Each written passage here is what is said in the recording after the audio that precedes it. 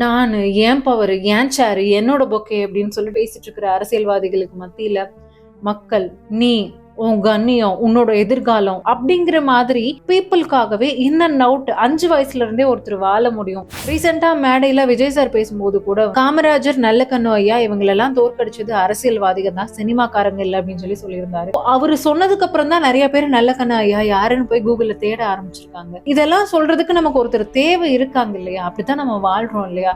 அது எவ்வளவு தப்பு இல்ல? கோடி ரூபாய் பரிசு கொடுத்தா கூட வேணான்னு திருப்பி கொடுத்துருவாருங்க. அந்த மாதிரி ஒரு அரசியல் தலைவர் தமிழ்நாட்டுல இன்னும் ஒருத்தரை காட்டுங்க. இந்த காலத்துல இருக்கிற அரசியல்வாதிகள் ஏசி ஹால்ல உட்காந்துட்டு ஓசி பிரியாணி சாப்பிட்டு பேசுற மாதிரி எல்லாம் இல்ல. அவரு வெட்ட வெயில்ல பொட்டல் காட்டுல விவசாயிகளோட சேர்ந்து நின்று ஒன்னா கத்தி முழக்க மட்டும் தொண்டை தண்ணி வரல ஃபீல்டு ஒர்க் பண்ணியிருக்காரு. வேங்கையம் அவன் ஒத்தையில வந்திருக்கேன் அப்படிங்கிற மாதிரி சிங்கிளா போய் நின்று கெத்தா எல்லாத்தையும் டீல் பண்ணுவாரு. அவர் அப்படியே அதை சுட்டு பொசுக்கி முடியெல்லாம் பிச்சு ரொம்ப டார்ச்சர். அதான் யாரு பொண்ணு கொடுப்பா? இப்பதான் ஸ்டார்ட் ஆகுது அந்த லவ் ஸ்டோரி. சரி, இவ்வளோ தூரம் நல்லது பண்ணாரே அந்த மனுஷனுக்கு நம்ம மக்கள் என்ன கொடுத்தாங்கன்னா, உனக்கு எதுக்கு அரசியல், நீ எல்லாம் எதுக்கு அரசியல் பேசுற, அரசியலுக்கும் உனக்கும் என்ன சம்பந்தம், கொள்கைனா என்ன தெரியுமா, கோட்பாடுனா என்ன தெரியுமா அப்படிங்கிற மாதிரி மேபி உங்கள்ட்ட நிறைய பேர் யாராவது கேட்டிருந்தாங்கன்னா நீங்க சொல்லலாம், 18 வயசு ஆனதுக்கு அப்புறம் என்ன ஆள போறது யாரு, இந்த நாட்டை ஆள போறது யாருன்னு சூஸ் பண்றதுக்கு தகுதியை கவர்மெண்டே எனக்கு கொடுத்துருக்கு. அப்ப அந்த அரசியலை நான் தெரிஞ்சுக்க கூடாதா அப்படின்னு சொல்லி உங்களுக்குள்ள ஒரு கியூரியாசிட்டி இருந்துச்சு அப்படின்னா மேபி இந்த வீடியோல இருந்து நீங்க பார்க்க ஆரம்பிச்சிருங்க. உங்களுக்கு பேசிக் அரசியல் ஒரு சினிமாட்டிக் ஸ்டைல்ல லைக் லவ், ஃபைட்டு, சாங்கு எல்லாமே சேர்த்து ஒரு மெல்டிங்கான கிளைமேக்ஸ் எல்லாமே சேர்த்து உங்களுக்கு இதுல வரும். வீடியோக்குள்ள போறதுக்கு முன்னாடி எனக்கு நான் போட்ட 4 வீடியோவை நம்பி எனக்காக சப்ஸ்கிரைப் பண்ணியிருக்கிற 1000+ சப்ஸ்கிரைபர்களுக்கும் பிளஸ் என்னோட வீடியோவை ஃபீட்பேக்காக ஷேர் பண்ணியிருக்காரு குடங்குளம் அணு உலை எதிர்ப்பு போராட்ட குழுவோட ஒருங்கிணைப்பாளர் உதயகுமாரன் சார். ஸோ உங்க எல்லாருக்குமே ரொம்ப நன்றி. Thank you Udayakumar sir. நிறைய பேர் கேட்கறது என்னன்னா, பன்னாட்டு அரசியலை நிறைய பேர் பாராட்டுறாங்க, ஒரு சிலர் உள்ளூர் அரசியலை பத்தியும் பேசுங்க அப்படிங்கிறீங்க. ஏதோ எனக்கு இருக்கிற குருவி மூலையில இருக்கிற குட்டி நாலேஜ் நான் உங்களுக்கு ஷேர் பண்ணலான்னு தோணுது. பார்ப்போம். ஹார்வே மில்ஸ் அப்படிங்கிற ஒரு பஞ்சாலை தொழிலாளர்களோட ஸ்ட்ரைக் நடந்துட்டு இருக்கு. அங்க அவங்க வீட்டுல எல்லாரும் பட்னியா கிடக்குறாங்க.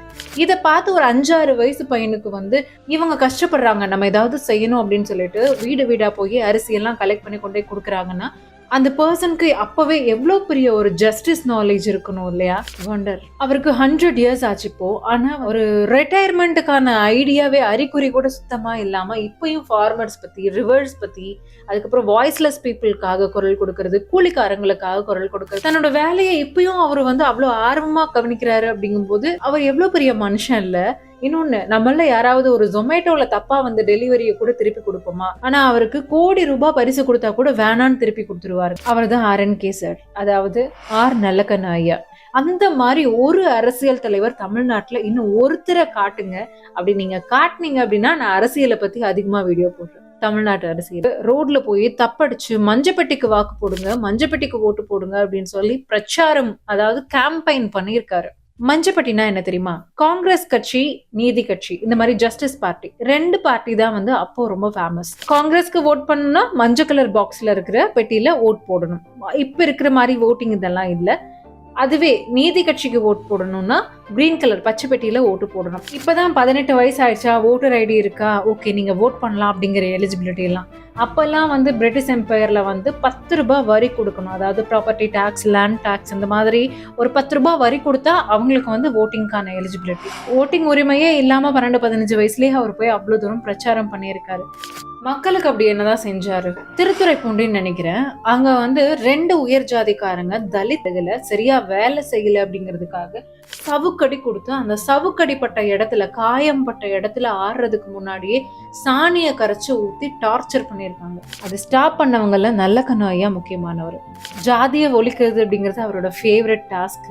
அவர் என்ன பண்ணுவார் அப்படின்னா, அப்படி கலவரம் நடந்து 2-3 கிழிஞ்சு தொங்கிக்கிட்டு இருக்கிற மாதிரி இருக்கிற கிராமத்துக்குள்ள கெத்தா தனியா சிங்கிளா வேங்கையம் அவன் ஒத்தையில வந்திருக்கேன் அப்படிங்கிற மாதிரி சிங்கிளா போய் நின்று கெத்தா எல்லாத்தையும் டீல் பண்ணுவாரு. இவ்வளோ மக்களுக்கு ஹெல்ப் பண்ணிட்டு காங்கிரஸ்ல இருந்த போது எனக்கு ஒரு சில ஒரு மிஸ் அண்டர்ஸ்டாண்டிங்ஸ் நிறைய இருக்கு, எனக்கு சிலதெல்லாம் பிடிக்கல அப்படின்னு சொல்லிட்டு வெளியே கம்யூனிசத்துல சேர்ந்தவர். அந்த கம்யூனிசத்துல கிட்டத்தட்ட 85 இயர்ஸ்க்கு மேல இதோட ஐடியாலஜியிலேயே பிடிவாதமா இருந்திருக்காரு. நம்மெல்லாம் ஒரு நியூ இயர் ரெசல்யூஷன் எடுத்தா கூட 3 நாள் இல்ல மேக்சிமம் 3 வாரம் கூட நம்மலாம் வந்து தாக்கு பிடிக்க மாட்டோம். ஆனா ஒரு ஐடியாலஜில 85 இயர்ஸா அந்த மனுஷன் இருக்காரு. இவ்ளோ கஷ்டப்பட்டு 1947ல சுதந்திரம் கிடைச்சது. அதுக்கப்புறமாவது நிம்மதியா இருந்தாங்களா அப்படின்னா, ராஜாஜி பீரியட்ல வந்து கம்யூனிசம் ரொம்பவே வந்து அடி வாங்குச்சு. ரொம்ப இன்ட்ரெஸ்டிங்கான சினிமாவை மிஞ்சுற ஸ்டோரி அது. கட்டபொம்மன் காலத்துல இருந்தே ஒரு ட்ரிக்கை ஃபாலோ பண்ணியிருக்காங்க. வீட்டுக்கு வெளியே வாசல்ல வேப்பிலையை கட்டினா அந்த வீட்டுல இருக்கிற யாருக்கோ அம்மை போட்டிருக்கு அப்படின்னு சொல்லி அந்த வீட்டுக்குள்ள யாரும் போக மாட்டாங்க. சர்ச் எங்கேயுமே நடக்காது. அதனால வீட்டு வாசலுக்கு வெளியே வேப்பலையை கட்டிட்டு அந்த வீட்டுக்குள்ள உட்காந்து கம்யூனிஸ்ட்காரங்க எல்லாருமே வந்து ரகசிய கூட்டம் எல்லாம் போட்டு அடுத்து மக்களை எப்படி காப்பாற்றலாம், அடுத்த போராட்டம் எப்படி முன்னெடுத்து கொண்டு போகலாம் அப்படின்னு சொல்லி பேசுவாங்களாம். கூட்டத்தில் பார்ட்டிசிபேட் பண்ண வரவங்களுக்கும் சில சிக்னலும் கொடுத்துருக்காங்க. வீட்டுக்கு முன்னாடி பச்சையா சாணி கிடந்துச்சு அப்படின்னா அந்த வீட்டில் மீட்டிங் இன்னும் போய்கிட்டு இருக்கு அப்படின்னு அர்த்தம். அந்த வீட்டுக்குள்ள குழந்தை அழுதுட்டு இருக்குன்னா அந்த வீட்டு பெண்கள் கூட குழந்தைய விட்டுட்டு கம்யூனிஸ்ட் மீட்டிங்ல அவ்வளோ பிஸியா இருந்தாங்க அப்படிங்கிறது அர்த்தம்னு சொல்லுவாங்களாம். அதே மாதிரி அந்த வீட்டுக்கு முன்னாடி வறண்டு போன சாணம் கிடந்துச்சு அப்படின்னா அது வந்து டேஞ்சர் சிம்பிள், அந்த வீட்டுக்குள்ள வரவே கூடாது, எதர் மீட்டிங் முடிஞ்சிருச்சு இல்லைன்னா யாரோ தேடி வந்திருக்காங்க அப்படிங்கிறது அர்த்தமாமா. ஸோ இந்த மாதிரி கோடுவேர்டெல்லாம் வச்சு கூட அவங்க வந்து கம்யூனிகேட் பண்ணியிருக்காங்க தன்னோட கட்சிக்காரங்களுக்குள்ள. ரொம்ப இன்ட்ரெஸ்டிங்கா இருக்குல்ல. எஸ்பெஷலி வந்து இவர் பாம் வச்சிருக்கிறதா சொல்லி ஒரு தலித்தோட வீட்டுக்குள்ள இவர் போய் தூங்கிட்டு இருந்தாரு. அங்க போய் ஓட்ஸ் காலில் மிதிச்சு அவரை அரெஸ்ட் பண்ணி அந்த மருவெல்லாம் மறைக்கிறதுக்கு பெரிய மீசை வச்சிருந்தாரு. அந்த மீசையில சூடா சிகரெட் இருக்குல்ல, அதை வச்சு இன்ஸ்பெக்டர் கிருஷ்ணமூர்த்தின்னு நினைக்கிறேன், அவர் அப்படியே அதை சுட்டு பொசுக்கி முடியெல்லாம் பிச்சு ரொம்ப டார்ச்சர். ஆனா அவருக்கு அவ்வளோ பெரிய மீசை இருந்தும் அதை வந்து அந்த இன்ஸ்பெக்டர் பொசுக்கி எடுத்துமே கூட அவர் வந்து நீங்க தொட்ட மீசையை நான் இனிமே வைக்க மாட்டேன் அப்படின்னு சொல்லிட்டு அந்த மீசையே எடுத்துக்கிட்டாரு. அதே ஒரு ஃபேஷன் ஸ்டேட்மெண்ட்டா ஒரு ஸ்வாகா இப்போ வரைக்கும் மீசை வைக்காம இருக்காரு. கிட்டத்தட்ட 7 வருஷம் வந்து ஜெயில இருந்தாரு. 7 வருஷமும் பயங்கர டார்ச்சர் எல்லாத்தையுமே அனுபவிச்சுட்டு வெளியே வந்தா யாரு பொண்ணு கொடுப்பா? இப்பதான் ஸ்டார்ட் ஆகுது அந்த லவ் ஸ்டோரி. லவ் ஸ்டோரினா இது அரேஞ்ச்டு தான், ஆனா அதுக்கப்புறம் வந்த காதல் இருக்கே அவங்களுக்குள்ள பா அப்படி இருக்கும். வேலை இல்ல, ஜெயிலுக்கு போயிட்டு வந்தவங்க யாரு பொண்ணு கொடுப்பாங்க அப்படிங்கிற மாதிரி எல்லாரும் யோசிச்சு பின்வாங்கினப்போ நான் கொடுக்குறேன் அப்படின்னு சொல்லி வந்திருந்தாரு அன்னசாமி. அன்னசாமி ஐயா யாரு அப்படின்னா அவரும் இந்த ஜாதி எல்லாம் ஒழிக்கணும் அப்படின்னு சொல்ற ஒரு போராளி. அவங்களோட மகள் ரஞ்சிதம் அம்மாள் அவங்களும் வந்து ஒரு தோழர் தான், கம்யூனிஸ்ட் தோழர் தான், அந்த சித்தாந்தம் கொண்டவங்க தான். எந்த நம்பிக்கையில பொண்ணு கொடுக்குற அன்னசாமின்னு சொல்லி எல்லாரும் கேட்கும்போது என் பொண்ணு படிச்சவ வீட்டை பார்த்துப்பா, என் மருமகன் நாட்டை பார்த்துக்குவாரு அப்படின்னு சொல்லி அவ்வளவு தைரியமா சொல்லி பொண்ணு கொடுத்தவங்க. அவங்களும் டீச்சரா ஒர்க் பண்ணாங்க. இவங்க 2 பேரும் சேர்ந்து கல்யாணத்துக்கு அப்புறம் ஜோடி போட்டு கையை கோர்த்துட்டு சினிமாவுக்கு ஜாலியா போறதை பார்த்து தெருவே வந்து ஆச்சரியமா பார்க்கணும். என்னம்மா இவங்க இவ்வளவு சிரிச்சுட்டு சந்தோஷமா போறாங்க, என்ன படத்துக்கா அப்படின்னு சொல்லி கேட்டா ஆமாங்க அப்படிம்பாங்களாம். அப்படி என்ன படம்னு கேட்டா ரொமான்டிக் படம் இல்ல, ஃபால் ஆஃப் பெர்லின் அப்படிங்கிற ஒரு ரஷ்யன் மூவி. அதுவும் வந்து கம்யூனிசம் பத்தினது. 2 பேருமே ஈக்குவலா கம்யூனிசத்தை அவ்வளோ லவ் பண்ணாங்க. அவங்களுக்குள்ள இருக்க காமனே வந்து கம்யூனிசம் தான். கல்யாணம் ஆயிடுச்சு, குழந்தை பிறந்தாச்சு.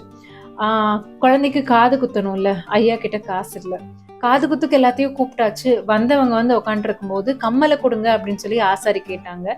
கம்மலா இருங்க வாங்கிட்டு வந்துடுறேன் அப்படின்னு சொல்லிட்டு கவரிங் கடைக்கு போய் ஒரு கவரிங் தோடு வாங்கிட்டு வந்து கொடுத்தாங்க. போதும், இது குத்துனாலே போதும், குத்துங்க அப்படின்னு சொல்லிட்டு கொடுத்துருக்காங்க. ஏதாவது ஒரு சாதாரண மனைவியா இருந்தா வந்து அது அந்த அன்னைக்கு எவ்வளோ ப்ராப்ளம் ஆயிருந்திருக்கும். ஆனா அவங்க வந்து எல்லாத்தையும் புரிஞ்சுக்கிட்டு நீங்க காசு கொடுக்கலன்னா பரவாயில்லைங்க நான் பாத்துக்கிறேன் அப்படின்னு சொல்லிட்டு தன்னோட டீச்சர் சேலரியில இருந்து வந்த பைசாவை வச்சுட்டு அவங்க வந்து ரொம்பவே மேனேஜ் பண்ணாங்க ஃபேமிலியை.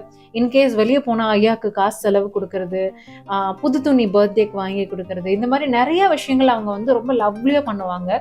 உனக்கு என்னமா கிஃப்ட் வேணும் அப்படின்னு கேட்டா நீங்க வீட்டுல இருந்து என் கூட டைம் ஸ்பெண்ட் பண்ணாலே எனக்கு அது பெரிய கிஃப்ட் தாங்கன்னு சொல்லி அவ்வளோ பெருந்தன்மையா சொல்லுவாங்க. இன்ஃபேக்ட் சொல்ல போனா அவங்க வந்து ஒன் ஆஃப் த பெஸ்ட் கப்பல் இன் த வேர்ல்டுன்னே சொல்லலாம். ஒரு கவுன்சிலர் கூட இந்த காலத்துல கோடிக்கணக்கில் சம்பாதிக்கிறாங்க. நான் யார் தெரியுமா, கவுன்சிலரோட பையன், கவுன்சிலரோட பொண்ணு அப்படின்னு சொல்லிட்டு கெத்து காட்டுற இந்த காலத்துல தன்னோட பவர் அவர் ஒரு இடத்துல கூட யூஸ் பண்ணிக்கவே இல்லை. இன்ஃபேக்ட் ஒரு ஜாதி கலவரத்துல அந்த சைடு ஒரு ஜாதிக்கார இறந்தா இந்த சைடு ஒரு ஜாதிக்கார இறக்கணும் அப்படின்னு சொல்லிட்டு ஜாதியை ஒழிக்கிறதே தன்னோட வாழ்நாள் லட்சியமா வச்சிருந்த நம்ம நல்லக்கண்ணு ஐயாவோட மாமனார் அன்னசாமியை வந்து வெட்டி கொண்டுட்டாங்க. அப்போ அவர் போய் வந்து திரும்ப வெட்டுங்கடா அருவாலை எடுங்கடா அப்படிங்கிற மாதிரி நின்றுருந்தாருன்னா அந்த கலவரம் வந்து அப்படியே போய்கிட்டே இருந்திருக்கும். ஆனா எரியிற கொல்லிக்குச்சியில வந்து ஒன்ன பிடுங்கினா கூட அது அணையும் அப்படிங்கிற மாதிரி மெச்சூரா ஹேண்டில் பண்ணாரு. இல்ல இது உள்ளூர்காரங்க பண்ணிருக்க மாட்டாங்க, பிரச்சனை வேணாம் அப்படின்னு சொல்லி மக்களை அடக்கி வச்சங்காட்டி அந்த ஜாதி கலவரத்துக்கே ஒரு ஃபுல் ஸ்டாப் வச்சாரு. இந்த மெச்சூரிட்டி நமக்கு எத்தனை பேர்த்துக்கு வரும் சொல்லுங்க. இன்ஃபேக்ட் அந்த மாமனார் ஜாதி கலவரத்துல இறந்து போனதுக்கு கவர்மெண்ட்ல இருந்து கொடுத்த பணத்தை கூட அதே ஊர்ல ஜாதி கலவரத்துல அப்பாவை இழந்த குழந்தைங்களோட படிப்பு செலவுக்கு அவர் தானமா கொடுத்துட்டாரு. இவங்களுக்கு வருமானம் அப்படின்னு பாத்தீங்கன்னா, எனக்கு தெரிஞ்சு என்னோட குட்டி நாலேஜ் படி 2500 கட்சியில இருந்து ஐயாக்கு காசு வந்திருக்கு. 4500 ரூபாய் வந்து ரஞ்சிதம் அம்மாளுக்கு வந்து பென்ஷன் வந்திருக்கு. இதுதான் மோஸ்ட்லி அவங்க பெரும்பாலும் வச்சு ஓட்டுவாங்க. கொஞ்சம் நிலம், அதுல இருந்து வந்த அரிசி, அவ்வளவுதான். இவங்க எல்லாரும் சேர்ந்து இவ்வளவு தூரம் பண்ணியிருக்கீங்களே பீப்புளுக்காக, நாங்க உங்களுக்கு ஏதாவது செய்யறோம்னு சொல்லி யாராவது ஏதாவது போய் காசு கொடுத்தா கூட வாங்க மாட்டாரு. இன்கேஸ் ஒரு கோடி ரூபாய் நிதி திரட்டி கம்யூனிஸ்ட்லயே கொடுத்த போதும் அவர் வந்து வேணாம் அப்படின்னு சொல்லி அந்த நிதியை கட்சிக்கே திருப்பி கொடுத்துட்டாரு. ஒரு ரெட் கலர் டவேரா கார் கூட அவங்களுக்கு கிஃப்ட் பண்ணாங்க. கருணாநிதி ஐயா கையால கொடுத்து இதை கொடுத்துருங்க அப்படின்னு சொல்லி சொல்லும்போது, ஒரு மேடையில அனௌன்ஸ் பண்ணா மறக்க முடியாது, கொடுத்துருங்க அப்படிங்கும் போது, அப்போ பெட்ரோல் டீசல் வேலைக்கு ஆளு இதெல்லாம் யார் வச்சுப்பாங்க அப்படின்னு சொல்லி கருணாநிதி ஐயா கேட்டு அதெல்லாம் நாங்க பாத்துக்கிறோம்னு சொல்லியும் கூட அந்த டவேரா காரை அவர் திருப்பி கொடுத்துட்டாரு. 1 கோடி ரூபாய் இல்ல, ஒரு டவேரா கார் இல்ல. அதுக்கப்புறம் 1 லட்சம் ரூபாய் வந்து ஒரு அவார்டு கொடுத்து தமிழ்நாடு கவர்மெண்ட் கொடுத்தாங்க, அதையும் திருப்பி கொடுத்துட்டாரு. அது மட்டும் இல்லாம கூட 5000 ரூபாய் சேர்த்து நீங்க வந்து கவர்மெண்ட் ஃபண்டா வச்சுக்கோங்க அப்படின்னு சொல்லி அதையும் திருப்பி கொடுத்துட்டாரு. காசு பணம் மட்டும்தான் உலகம் நம்ம வந்து நிறைய பேர் நினைச்சு வாழ்ந்துட்டு இருக்கோம். ஆனா அன்பு, பாசம், அப்புறம் மக்களுக்கு நல்லது பண்றது, அது மட்டுமே உலகம்னு வாழ்ந்துட்டு இருக்கிறாரு நம்ம நல்லகண்ணு ஐயா. 85 வயசுல இருக்கிற தாத்தா பாட்டிங்களுக்கு எல்லாம் வீட்டுல டிவி பார்க்கும் போது ரிமோட் ஒர்க் ஆகலைன்னா வந்து கோவம் வரும். ஆனா ஐயாக்கு எப்படி கோவம் வந்துச்சு அப்படின்னா, தாமிரபரணி ஆத்துல இருந்து மண்ணு அள்ளினா கோவம் வந்து 85 வயசுல அவரே கோர்ட்டுக்கு போய் நின்று வாதாடி கேஸ ஜெயிச்சிருக்காரு. அவருக்கு என்ன அவசியம் சொல்லுங்க? 85 வயசு ஆயிடுச்சு, ரிட்டையர் ஆகலாம்ப்பா, ரெஸ்ட் எடுக்கலாம்ப்பான்னு ஒண்ணுமே யோசிக்கல. அந்த டைம்லவும் இன்னைக்கு எனக்கு காசு கொடுக்க வேணாம், பணம் கொடுக்க வேணாம், எதுவும் வேணாம், நான் மக்களுக்கு செய்யற வேலையை நான் செஞ்சுக்கிட்டு தான் இருப்பேன் அப்படின்னு. சரி, இவ்வளவு தூரம் நல்லது பண்ணாரே அந்த மனுஷனுக்கு நம்ம மக்கள் என்ன கொடுத்தாங்கன்னா 3 தடவை தோல்வி. அம்பாசமுத்திரம்ல 2 தடவையும், கோயம்புத்தூர்ல வந்து 1 தடவையும் வந்து பார்ட்டிசிபேட் பண்ணியிருந்தாரு எலெக்ஷன்ல. ஆனா 3 தடவையும் மக்கள் வந்து அவரை தோக்கடிச்சு வீட்டுக்கு அனுப்பிட்டாங்க. சரி, வீட்டுக்கு தான் போனாங்களே, அங்கேயாவது இருக்க முடிஞ்சுதான். சென்னை சிஐடி நகர்ல கவர்மெண்ட் குவார்டர்ஸ்ல ரொம்ப வருஷம் 10 வருஷத்துக்கு மேல அவர் இருக்கப்போ இந்த வீட்டை நீங்க காலி பண்ணுங்க அப்படின்னு சொல்லி கவர்மெண்ட் சொல்லியிருந்தாங்க. அது வந்து அவருக்கு ரொம்பவே கஷ்டமா இருந்தது. இன்ஃபேக்ட் அந்த வீட்டுக்கு நீங்க வாடகையே கொடுக்க வேணாம் அப்படின்னு சொல்லும் போது கூட ஐயா வந்து மாசம் மாசம் வாடகையை கொடுத்துட்டு வந்தவர் கரெக்டா. அப்படி இருக்கும்போது அவர் அந்த வீட்டை விட்டு காலி பண்ண சொல்லும் போது கூட அவர் வந்து ரொம்ப மனசு உடைஞ்சு போகல. பட் ரொம்ப வருஷம் வாழ்ந்த வீடாச்சுன்னு தான் ஃபீல் பண்ணாரே தவிர, சுதந்திர போராட்ட வீரர் கக்கன் ஐயாவோட ஃபேமிலிக்காவது வீடு கொடுங்க அப்படிங்கிறது தான் அவரோட கோரிக்கையா இருந்துச்சு. அதுவும் வந்து நம்ம பேசுவோம், காமராஜர் சார் பத்தி பேசுவோம், சர்தார் வல்லபாய் பட்டேல் இவர் மாதிரியே தான் அவருக்கும் அவங்க ஒய்ஃபு பிளஸ் வந்து கார் வேணான்னு சொல்றது எல்லாமே அவரும் பண்ணியிருக்காரு. கட்சிக்கு நிதியை திருப்பி கொடுத்தது அந்த மாதிரி அவருக்கு 177 ஃபீட்ல வந்து அவருக்கு சர்தார் வல்லபாய் பட்டேலுக்கு வந்து செலவச்சிருக்காங்க. பட் ஐயாக்கு நம்ம என்ன பண்ணிருக்கோம்? நம்ம இப்ப இன்னைக்கும் வந்து தெருவுல செப்பல் போட்டு போக கூடாதுன்னு இருக்கிற தாழ்த்தப்பட்ட சமூகத்தினர் மத்தியில நிறைய ஊருக்கு போய் அவரே செப்பலை போட்டு நட அப்படின்னு சொல்லி, நீ நட நான் பாத்துக்கிறேன் அப்படின்னு சொல்லி கெத்தா ஹீரோ மாதிரி நின்னவரு. ஸோ அவரை மக்கள் எப்படி தோற்கடிச்சாங்க பாத்தீங்களா? ஏன் தெரியுமா? இதெல்லாம் பீப்புளோட பப்ளிசிட்டி. இப்போ யாரு என்ன பண்ணாலும் அதை எடுத்து சோசியல் மீடியால போடுறதுக்கு ஆள் இருக்கு. ஆனா நல்லகண்ணு ஐயாவை பத்தி போடுறதுக்கு எத்தனை பேர் இருக்காங்க? அந்த காலத்துல அவருக்கு இருக்கிற பிரச்சாரம், பப்ளிசிட்டி அதெல்லாம் வந்து அவருக்கு கிடைச்சிருந்தது அப்படின்னா கண்டிப்பா ஐயா வந்து இன்னைக்கு வந்து நம்ம மதிக்கிற பெரிய ஒரு தலைவர்ல இருந்திருக்கலாம். இன்கேஸ் சொல்ல போனா வந்து அவரை எதிர்த்து போட்டியிட்ட சிபி ராதாகிருஷ்ணன் வந்து இன்னைக்கு குடியரசு துணைத் தலைவர் வேட்பாளரா போட்டியிடுறாரு. சோ அந்த இடத்துல ஆப்போசிட்ல கோவை மக்கள் இவங்களை வின் பண்ண வச்சிருந்தாங்க அப்படின்னா இன்னைக்கு மேபி ஐயா அந்த இடத்துல இருந்திருக்கலாம். இதுல என்ன ஒரு மேஜிக் அப்படின்னா, பிஜேபிக்கும் வந்து நல்லகண்ணு ஐயாவை பிடிக்கும். அதாவது அண்ணாமலை வந்து தலைவரா பதவி ஏற்கிறதுக்கு முன்னாடி நல்லகண்ணு ஐயா வீட்டுக்கு போய் அவர்கிட்ட ஆசீர்வாதம் வாங்கிட்டு ஆரம்பிச்சாரு. அவரு மட்டும் இல்லைங்க, ரிகார்ட்லெஸ் ஆஃப் பார்ட்டி, கட்சி பேதம், மத பேதம், ஜாதி பேதம் எதுவுமே இல்லாம நல்லகண்ணு ஐயா அப்படின்னு சொல்லிட்டா அரசியல்ல எல்லாத்துக்குமே வந்து ஒரு மதிப்பு இருக்கு. யாருமே வெறுக்காத ஒரு தலைவர் அப்படின்னா நல்லகண்ணு ஐயான்னு சொல்லலாம். பேட்ரியாட்டிசம், அதாவது தேசபக்தின்னு சொல்லுவாங்கல்ல, அதெல்லாம் என்ன? தியேட்டர்ல வந்து நேஷனல் ஆந்தம் பாடும்போது எந்திரிச்சு நிக்கிறதா, இல்ல இண்டிபெண்டன்ஸ் டேக்கும் குடியரசு தினத்துக்கும் வந்து national flag, try colour flag குத்திக்கிறது, இல்லை அதில் வாட்ஸ்அப்லேயும் இன்ஸ்டாகிராம்லேயும் டிபி மாற்றிக்கிறது, அதுதான் பேட்ரியாட்டிசமா? ஜஸ்டிஸ். நம்மளை சுற்றி இருக்கிறவங்க ஏதாவது கஷ்டப்படும் போது நாம போய் நின்று கஷ்டப்படாத வா, என்னன்னு நான் கேட்குறவா அப்படின்னு சொல்லி போய் நிற்கிற ஒவ்வொரு மனுஷனும் ஜஸ்டிஸ். ஒவ்வொரு மனுஷனுக்கும் அந்த ஜஸ்டிஸ் கொடுக்கணும் அப்படிங்கிற நினைப்பு வரணும். அது ஐயா வந்து வாழ்ந்து காட்டிக்கிட்டு இருக்கிறாரு. ஐயாவுக்கு இப்போ கொஞ்சம் உடம்பு சரியில்லாமல் இருக்காரு. ஆனால் அவரோட தேசப்பற்று அப்படிங்கிறது வந்து இன்னும் குறையில. அந்த மனுஷனுக்கு நம்ம என்ன ட்ரிபியூட் கொடுக்குறோம்? அவர் மூச்சு விட்டு வெளியே வர காற்றை நாமளும் சுவாசிச்சு வாழ்ற இந்த காலத்துல அந்த லெஜெண்டுக்கு ஒரு பெரிய சல்யூட் நம்ம கொடுத்தே ஆகணும். அந்த சல்யூட் ஐயாவுக்கு தெரிஞ்சே ஆகணும். பிகாஸ் நாங்கள் எல்லாரும் சேர்ந்து உங்களை அவ்வளோ மதிக்கணும் ஐயா, நீங்கள் எங்களுக்கு பண்ண எல்லாத்துக்குமே பிக் தேங்க்யூ அப்படின்னு சொல்லக்கூடிய காலம் இது. நம்ம இப்போ தேங்க்யூ சொன்னால் ஐயாக்கு அதுக்கு கேட்கும். It's better to thank him now then feeling it's too late. தன்னோட கட்சியை சேர்ந்த ஒரு மிகப்பெரிய நபர் வந்து காரில் போயிட்டு இருக்கும்போது யாரோ ரோட்டில் பஸ் ஸ்டாப்பில் வந்து தூங்கிட்டு இருந்திருக்காங்க. எங்கேயோ பார்த்த மாதிரி இருக்கே அப்படின்னு சொல்லிட்டு தன்னோட வண்டியை காரை நிறுத்திட்டு அவங்க போய் கேட்கும்போது, நல்லக்கண்ணு ஐயா எங்கே நீங்கள் எங்கே படுத்துட்டு இருக்கீங்க அப்படின்னு. பொதுமக்களோட போராட்டத்துக்காக வந்தேன், நாளைக்கு ஒரு இடத்துல போராட்டம் இருக்குது, கடைசி பஸ்ஸை விட்டுட்டேன், அதனால வெயிட் பண்ணிட்டு பஸ் ஸ்டாப்லேயே கண்ணை அசந்துட்டேன் அப்படின்னு சொல்லியிருக்காரு. சரி வாங்க நான் காரில் கூப்பிட்டு போகிறேன்னு சொன்னதுக்கு கூட, இல்லை நான் ஃபஸ்ட்டு பஸ்ஸை பிடிச்சி போய்க்கிறேன் நீங்கள் போங்க அப்படின்னு சொல்லி அனுப்பி வச்சுவார். மக்களுக்காக போராட்டம் தான், அதுக்காக அவர் வந்து எந்த விதமான ஒரு வசதியையும் அவர் எடுத்துக்கல. இன்னைக்கு நம்ம சொல்கிறோம் அவரெல்லாம் காமராஜரை பார்த்த ஆளு அப்படின்னு சொல்லிட்டு. நாம பெருமையாக சொல்லணும், நாளைக்கு இன்னொரு 50 வருஷம் கழிச்சா கூட நாங்கெல்லாம் நல்லக்கண்ணு ஐயாவை பார்த்த ஆளுங்க அப்படின்னு சொல்லிட்டு. ஃபியூச்சரில் பெருமைப்படுற நாம இன்னைக்கே நம்ம பெருமைப்பட மாட்டேங்கிறோம், ஏன் தெரிஞ்சுக்க மாட்டேங்கிறோம்? தப்பு இல்லை. அப்புறம் இந்த வீடியோவை பார்த்துட்டு யாருக்கும் ஷேர் பண்ணாமல் போயிடாதீங்க. அவர் நமக்கு செஞ்ச வேலைக்கெல்லாம் நம்ம திருப்பி செலுத்துகிற நன்றி கடன் அவரை மதிக்கிறது, அவரை பற்றி 4 பேர்த்துக்கு சொல்கிறது, அது கூட நம்ம கடமையாக இருக்கலாம் இல்லையா? இந்த வீடியோ பார்த்ததுக்கு அப்புறமும் பார்க்கறதுக்கு முன்னாடியும் நல்லக்கண்ணு ஐயா ரொம்ப பிடிக்கும் அப்படின்னா ஸ்டேட்டஸாக வைங்க. ரொம்ப பிடிக்கும், ரொம்ப ரொம்ப பிடிக்கும் அப்படின்னா நிறைய குரூப்பில் ஷேர் பண்ணுங்க. அதே மாதிரி ஐயா நல்லபடியாக குணமாகி வரணும் அப்படின்னு சொல்லிட்டு சாமி கிட்ட ப்ரேயும் பண்ணிக்கோங்க.